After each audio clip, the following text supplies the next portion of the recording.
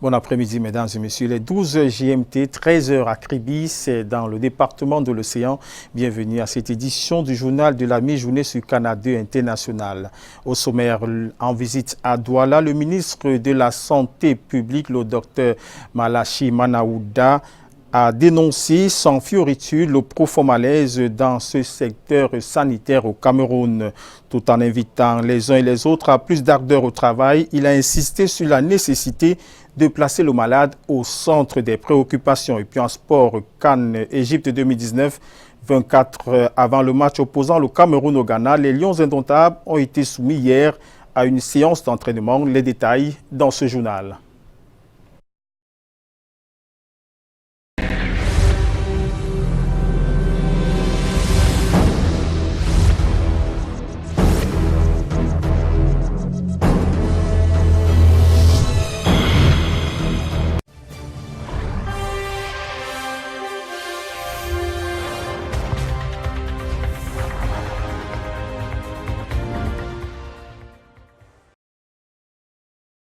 Dans environ 24 heures, les Lions indomptables du Cameroun vont faire leur deuxième sortie et seront opposés au Ghana avant cette rencontre déterminante pour le Cameroun qui veut assurer sa qualification pour les huitièmes de finale de cette grande compétition de football africain. Hier, jeudi, les poulains de Clarence-Seedorf ont eu droit à une séance d'entraînement qu'ont suivi avec beaucoup d'attention nos envoyés spéciaux André Mirabeau-Marop, Luciano Diakouf et Yves Tchamadou.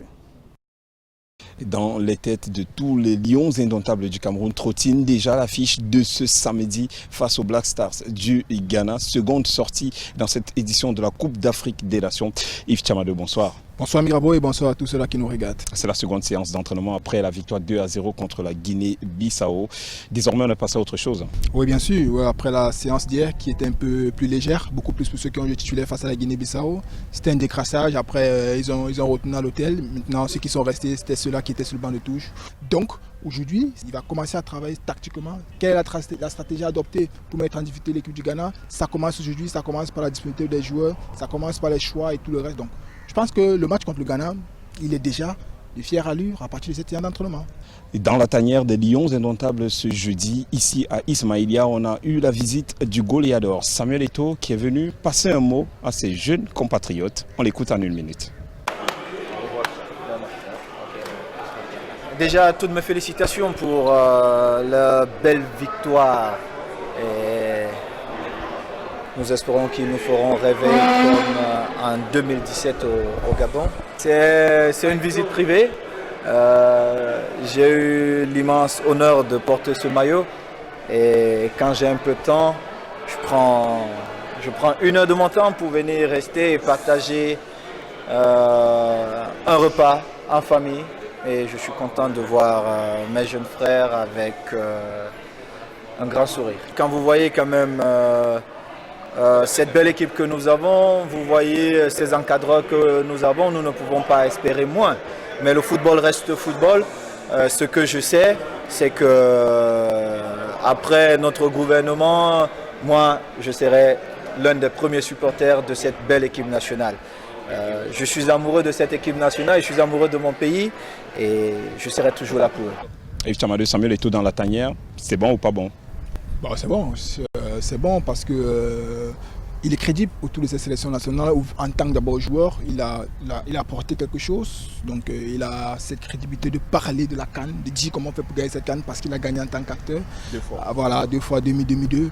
Maintenant, à côté, même avec le vert rouge jaune, il a beaucoup représenté plusieurs années en tant que sélectionneur avec l'équipe du Cameroun, meilleur buteur de l'histoire de cette sélection, 56 buts, meilleur buteur de cette Coupe d'Afrique des Nations, je vais dire de l'histoire de la CAN, 18 buts. Donc.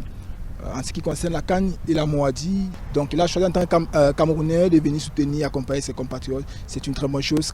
Je crois que maintenant, c'est le caractère réceptif des joueurs qu'il faut voir. Est-ce qu'ils ont été réceptifs? Est-ce que ça va être ce qu'il a dit, c'est ce qu'ils attendaient? Mais je crois quand même que s'il est là, avec l'aval de Seedorf et tout le staff, c'est quelque chose qui a été accepté par les autres joueurs. On prépare déjà ce match face aux Black Stars du Ghana. On a rendu visite à cette équipe ce jour. Il se dégage comme un parfum de doute. André Ayou qui s'est éclipsé juste après la prière, qui a pris un véhicule et est parti et rentré à l'hôtel. Les regards, toute la matinée, pas un seul chat autour de cette équipe. Personne, tous étaient dans leur chambre. Le Ghana a peur. Hein.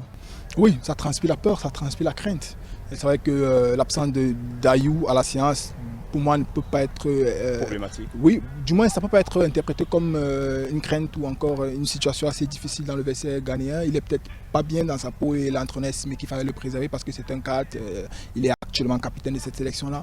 Maintenant, à côté, c'est ce que nous avons vécu à l'hôtel, un silence de mort, pas de joueurs à côté, pas de joueurs dans les couloirs, personne, aucun membre du staff. À la séance d'entraînement, visage trop serré, trop concentré, il n'y a pas de décontraction.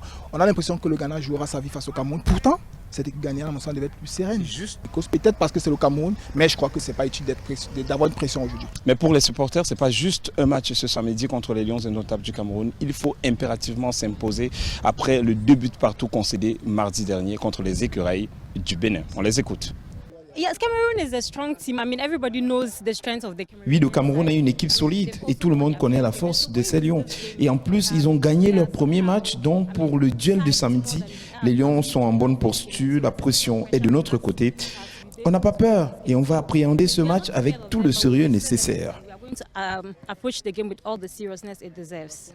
Il ne faut pas oublier que notre coach adjoint Ibrahim Tanko a entraîné les Lions indomptables il y a quelques années. Et nos joueurs, pour la plupart, ont déjà affronté le Cameroun. Ce sera un match difficile, mais en tant que Ghanéen, je prie pour une victoire des Black Stars. Wins on Saturday. We have been 4 times champions of Africa. At the time we won the fourth one, Cameroon had not even... Le Ghana avait déjà 4 étoiles avant que le Cameroun ne goûte à ce privilège. C'est vrai, ils sont les champions en titre, mais ça c'était avant, il y a 2 ans. Ici en Égypte, l'Afrique aura un nouveau champion. We'll be seeing new champions in Egypt. Le point dans la tanière, c'est toujours une infirmerie vide. C'est le médecin des Lions indomptables du Cameroun qui nous a rassurés. C'est vrai que lors de la séance de ce soir, Choupo-Moting, le capitaine des Lions indomptables du Cameroun, s'entraîne à l'écart, mais il n'y a pas de quoi s'alarmer. Oui, je pense que c'est la première très bonne nouvelle pour cette sélection. Une infirmerie vide.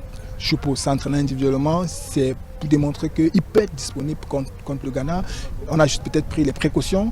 On se dit, de fil en aiguille, ça ne se peut pas bien, ça raconte contre le Ghana puisqu'elle sera capitale pour le Cameroun en cas de victoire pour une qualification au second tour. André Miraboma, Yves Tchamadeu et Luciano Ndiakou à Ismaïlia pour Canada International. Merci André Miraouba Mahop. Allons maintenant dans les rues de la capitale économique prendre le pronostic des Camerounais face à ce match important pour le Cameroun contre le Ghana qui se jouera demain. 1-0 en faveur du Cameroun. C'est 2-1 en faveur de Lyon. Le match de demain, je crois que le Cameroun gagnera par 3 buts contre 1. Le Cameroun will win 2-1. On tape le Cameroun 2-1. Moi, je pense que les Lions vont gagner. Hein. Par un score de 1-0.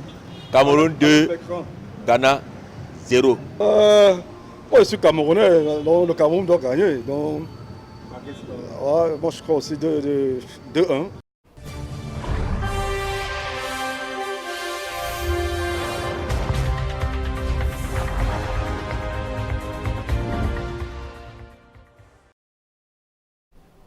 Alors que la Coupe d'Afrique bat son plein au pays des pyramides, au pays des Lions indomptables, la Coupe du Cameroun se prépare. Allons prendre le pouls de ces informations quant aux préparatifs de la Coupe du Cameroun à Yaoundé avec Bran Kamga. Bon après-midi, Bran.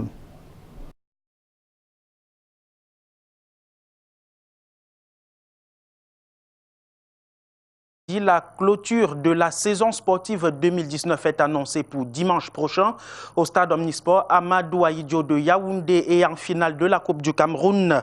L'équipe des forces armées et police sera opposée au stade Renard de Melon. En prélude à cet événement, le ministre des Sports et de l'Éducation physique a présidé jeudi une rencontre préparatoire. C'était en présence des responsables des différentes commissions et les responsables des fédérations sportives. Il ressort de cette réunion que les mouvements d'ensemble présentés à cette occasion seront un avant-goût de la cérémonie d'ouverture du championnat d'Afrique des nations de football, le CHAN 2019, le CHAN 2020 que va donc abriter le Cameroun. Je vous propose d'écouter un extrait du ministre des Sports et de l'Éducation civique, Nassis Mouele-Kombi. Cette activité doit donc constituer un test important pour rassurer l'opinion nationale et internationale sur la capacité de notre pays à relever les défis, à maîtriser les contraintes d'une bonne organisation d'événements s'apparentant à ceux qui seront programmés lors de l'organisation des importantes compétitions internationales continentales d'envergure que nous avons évoquées tantôt. J'ai dit le CHAN, j'ai dit la CAN. C'est donc avec engagement, professionnalisme, patriotisme, efficacité et perspicacité que tous les acteurs qui travaillent depuis le 7 juin 2019 sont appelés à agir. Les combiestres sélectionnés par Alain Ghislain Kanga et Michel Foucault. Le vainqueur de la finale, Mathès, en 180 secondes, est connu. À l'issue de la finale nationale du Cameroun qui s'est tenue hier à l'Institut français de Yaoundé, Parfait Dengue, c'est son nom, il ira donc représenter le Cameroun au final international de ce concours qui se tient du côté de Dakar, au Sénégal. L'agence universitaire de la francophonie met ainsi aux prises divers doctorants scientifiques qui soutiennent leur thèse en 3 minutes. Alain Ghislain Kanga, Constant Kamga. Voici le gagnant du concours de l'éloquence intitulé « Ma thèse en 90 secondes » tenu le 26 juin dernier à l'Institut français du Cameroun. Parfait Dengue, doctorant à l'université de Douala, en 3 minutes a tenu en haleine le jury avec son thème « La tétée pour tous », une nouvelle technique pouvant rendre le diagnostic du cancer accessible à tous. J'expérimente une nouvelle technique qui permet de rendre le diagnostic du cancer du sein accessible à tout le monde. Parce que malheureusement, dans notre contexte, l'examen qui permet de diagnostiquer précisément le cancer du sein coûte assez cher. Et donc, je propose une technique qui permettrait que les prix soient accessibles au plus grand nombre, en fait. Voilà. Face à un public exigeant, 12 candidats ont débattu sur des thèmes scientifiques divers et riches les uns des autres, en présence du représentant du ministre des Relations extérieures et celui de l'agence universitaire de la francophonie. Cette année, nous avons organisé une formation particulière pour davantage donner des capacités à nos candidats en oratoire et en pitch. Ils ont suivi avant cette formation 2 jours pour augmenter leur présentation, pour améliorer leur présentation. Le gagnant sera le plénipotentiaire du Cameroun au concours international de l'éloquence à Dakar. Le champion se verra accorder un billet d'avion pour Dakar, la prise en charge de son séjour pour la participation à la finale internationale. Ce concours, rendu à sa 5e année consécutive et organisé par l'Agence universitaire de la francophonie, a rassemblé les doctorants et mis sur pied pour la vulgarisation scientifique.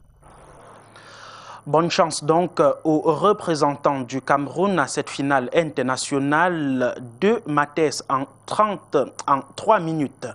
Nécrologie dans la suite du 13h en direct de Yaoundé, dernier hommage de la nation camerounaise aux éléments de la sûreté nationale tombés sur le front lors d'une explosion de mine le 15 juin dernier à Otou dans la région du sud-ouest. L'esplanade de l'école de police de Yaoundé a servi de cadre ce matin à la décoration à titre posthume du gardien de la paix principal Temga Gabriel, les gardiens de la paix de premier grade Djiboué Melvin et Ngomel Lewis ainsi que le gardien de la paix Deka Charlie. Tous ont reçu la médaille de la vaillance avec citation à l'ordre de la sûreté nationale. Le patron de la police camerounaise Matemba Gangele a présidé cette cérémonie d'hommage à cette fine fleur des unités d'intervention de la sûreté nationale qui étaient en détachement dans la région du sud-ouest Cameroun. Je vous propose d'écouter un extrait du discours du délégué général à la sûreté nationale. Ils étaient des hommes de devoir, des jeunes policiers engagés, braves et vertueux, qui ne rechignaient devant aucune mission, aussi périlleuse soit-elle.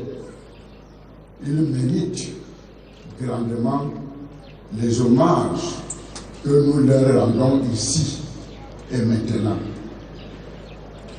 Le sacrifice suprême auquel ils ont consenti ne restera pas vain.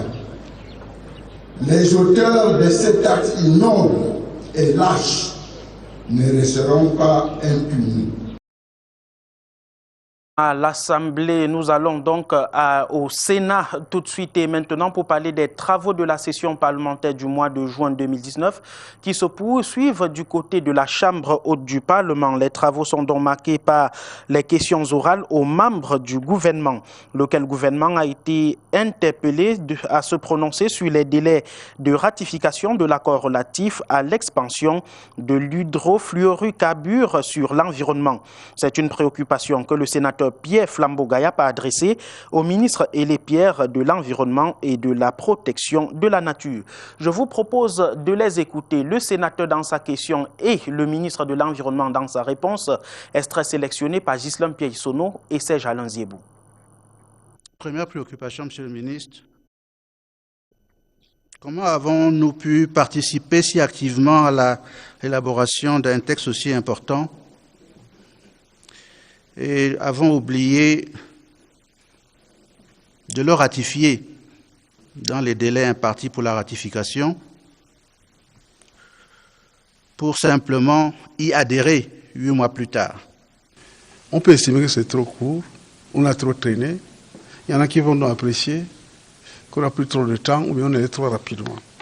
Pour le délai, je ne voudrais pas dire qu'on a eu tort de mettre trop de temps et qu'on n'a pas eu raison de mettre trop de temps, ou bien on est allé trop rapidement, cela dépend. Mais je pense que ce qui a été fait par le président de la République, c'est juste et c'est pour notre intérêt. Dans la page des faits de société, nous parlons de la mendicité. Le phénomène prend de plus en plus de l'ampleur dans la cité capitale. Pas un pas sans rencontrer un nécessiteux qui vous tend sa main ou une assiette dans l'espoir d'obtenir quelques pièces de monnaie. Quel est le regard que la société porte sur ces personnes? Élément de réponse avec Angéline Ekosono et Jean Benatagne. Poste central, palais des sports ou encore lieu du Camer, ils sont partout. Les mendiants tendent la main, ne demandant qu'une modique somme. Ici, on peut observer des enfants de moins de 10 ans livrés à eux-mêmes dans la rue, réclamant ainsi le moindre radis au plus offrant. À la question de savoir quel est le regard que porte la société sur les mendiants, l'on pointe du doigt le laxisme de l'État. Nous avons au Cameroun des ministères chargés de prendre soin de ces personnes. Donc l'État doit sensibiliser d'abord. L'État au niveau de son ministère doit prendre en compte ces personnes. Beaucoup sont exposés avec tout ce que nous vivons aujourd'hui, les perversions où les petits-enfants ou des femmes, des hommes subissent des agressions sexuelles. Si d'aucuns pointent du doigt le laisser-faire des autorités, d'autres par contre indexent les mendiants eux-mêmes car on ne sait plus qui est qui. Dans toute cette amalgame, malhonnêtes et personnes nécessiteuses se confondent, d'où la méfiance de certains. Mais il faut aussi dire qu'en ville, ici là, on voit tellement de choses. Parfois, tu veux aider et ça se retourne contre toi. Des avis ambivalents selon les croyances ou les habitudes. Toutefois, il faut faire preuve d'humanisme, surtout face à un cas où on a l'impression que la personne porte en elle seule toute la misère du monde. Je suis choqué lorsque je vois quelqu'un qui a besoin de subvenir à ses besoins et qu'il n'en a pas.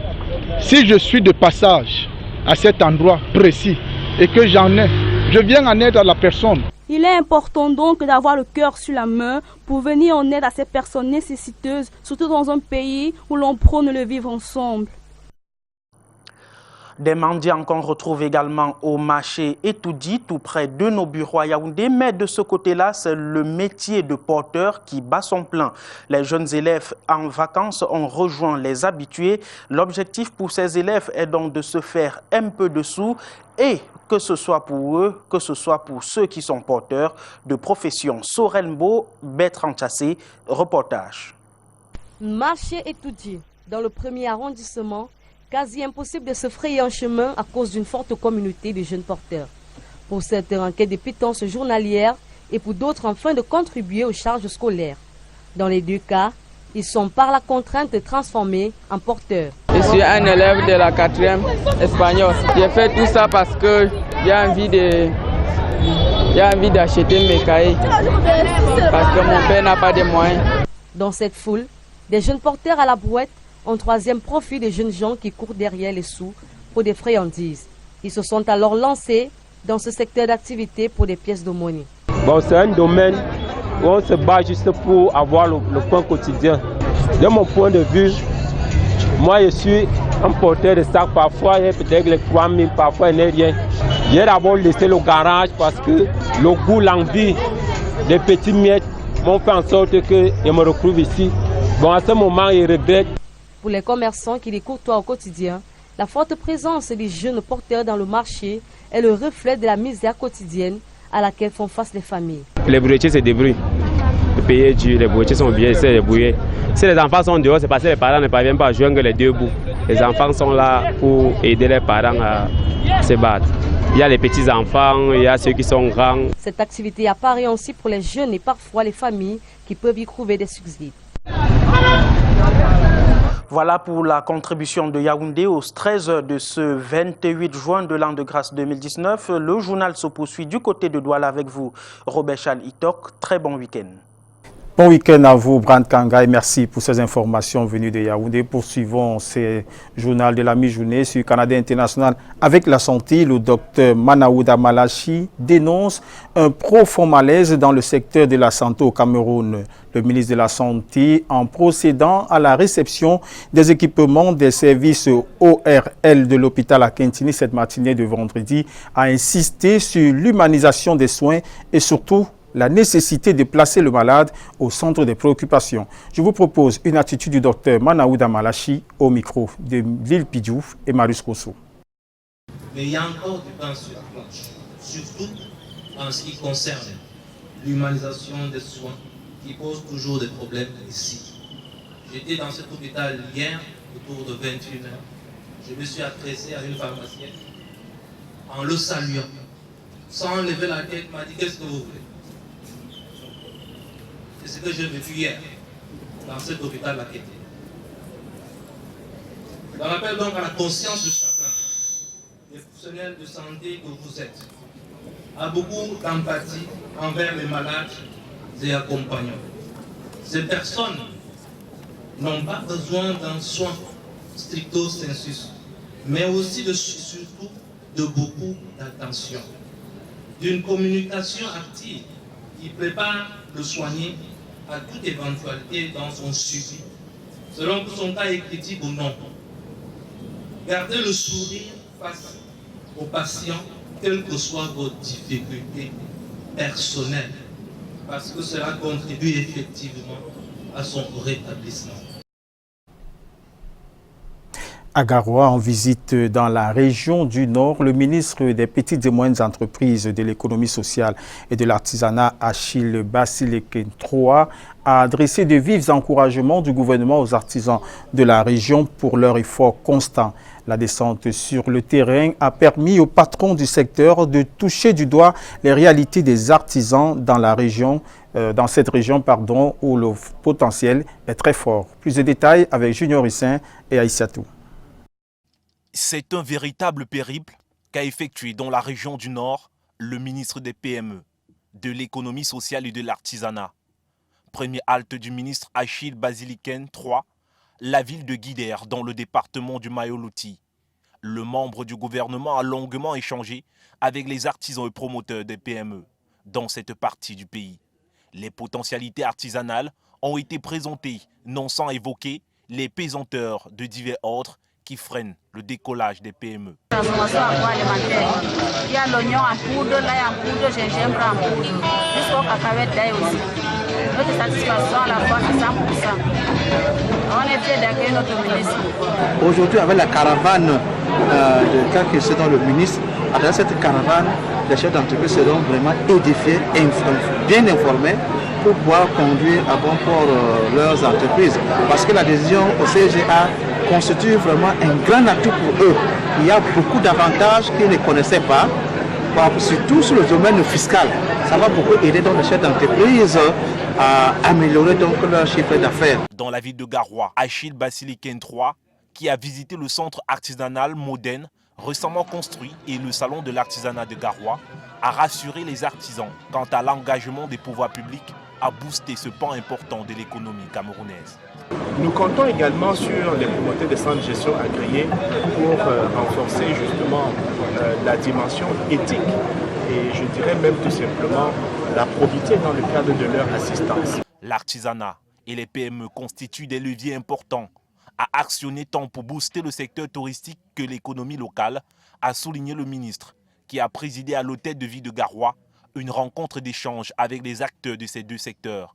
Des remises d'appui aux artisans et promoteurs des PME sont aussi annoncées. Une lueur d'espoir pour ceux-là qui, il faut le souligner, font face à des difficultés. Malgré les potentialités, leurs produits ne trouvent pas parfois preneurs, faute de promotion. À Maroua, maîtriser les outils nécessaires à la gestion du terrorisme au Cameroun, tel était l'objectif de la formation de nos autorités administratives et judiciaires dans cette localité. 2 semaines appréciées par les participants. Les détails avec Junior Issin et Aminou. Le terrorisme au Cameroun. L'INAM est préoccupé par la question et pose à sa manière les bases pour une bonne gouvernance judiciaire dans la gestion du problème. Comme premier pas, ce séminaire de formation organisé à Maroua en partenariat avec le Global Center on Cooperative Security. Durant 2 semaines, du 17 au 25 juin dernier, les autorités administratives et judiciaires, à l'instar des magistrats, avocats, officiers de police judiciaire de la région de l'extrême nord, ont été formés sur cette bonne gouvernance judiciaire dans la gestion du terrorisme au Cameroun. Ce séminaire, basé sous le thème « L'accès à la justice et la lutte contre le terrorisme » a permis aux experts de renforcer les capacités de nos hommes de loi. En culture, le rappeur international belgo-congolais Damso est bel et bien au Cameroun. Arrivé à l'aéroport de Douala hier 27 en compagnie d'une forte délégation, la star va donner un concert de musique samedi 29 juin à Canal Olympia à l'occasion du match Cameroun-Ghana comptant pour la 2e journée de la phase de poule de la CAN Égypte 2019. La conférence de presse donnée ce jour à l'hôtel La Falaise de Bonapriso a permis à l'artiste de dévoiler son agenda. Je vous propose plus de détails avec Julio Trésortanon qui a assisté à cette conférence. Ici quelques clichés de l'artiste Damso avec ses fans ce matin à Douala. À quelques heures de son tout premier concert au Cameroun, c'est un homme serein que nous avons rencontré. Un artiste citoyen du monde et éclectique. Pour moi, que ce soit en Europe ou au Canada ou ici, quand quelqu'un aime ma musique, pour moi c'est... On est en communion, donc pour moi c'est ça qui est important. Je ne pense pas aux kilomètres qui nous séparent ou pas, parce que finalement c'est... Il n'y a rien qui nous sépare, vu qu'on écoute la même musique, donc c'est ça qui, au contraire même, ça nous réunit. Je fais de la musique simplement. Je pense que c'est ça l'art en fait finalement. On va où on veut. Demain je peux rapper, je peux chanter, je peux faire du djembé, de la batterie, du piano, enfin je fais ce que je veux. Pour l'instant, le contact se fait progressivement avec les locaux qui vont l'accompagner sur scène. Justement, quand on m'a parlé des premières parties, j'ai envie d'écouter un peu ce qui se fait. Et de découvrir un peu, ça me parle. Qu'on me fasse, si même on peut m'envoyer, je vais demander après aussi à l'équipe de me faire écouter un peu des chansons d'ici. Damso au Canal Olympia ce samedi à Douala, c'est un moment que l'artiste attend impatiemment. Bah moi je vais déjà tout donner, là je suis chaud, donc je suis bien reposé. Donc voilà, je vais m'amuser en tout cas, j'ai envie qu'on s'amuse demain. Un conseil aux artistes camerounais en guise d'astuce de réussite dans le milieu est aussi nécessaire. Content de ce qu'on fait, pour soi, pas pour les autres, juste d'être d'abord content et satisfait de ce qu'on fait, ensuite être bien entouré et puis ensuite le partager. Mais si on est déjà content, on est dans une bonne vibe, qu'on vienne de n'importe où, je pense que c'est déjà un bon début. Je pense que c'est ça, pour moi en tout cas. Le rappeur belge d'origine congolaise cumule des millions de vues sur YouTube et le public de Douala est massivement attendu ce samedi.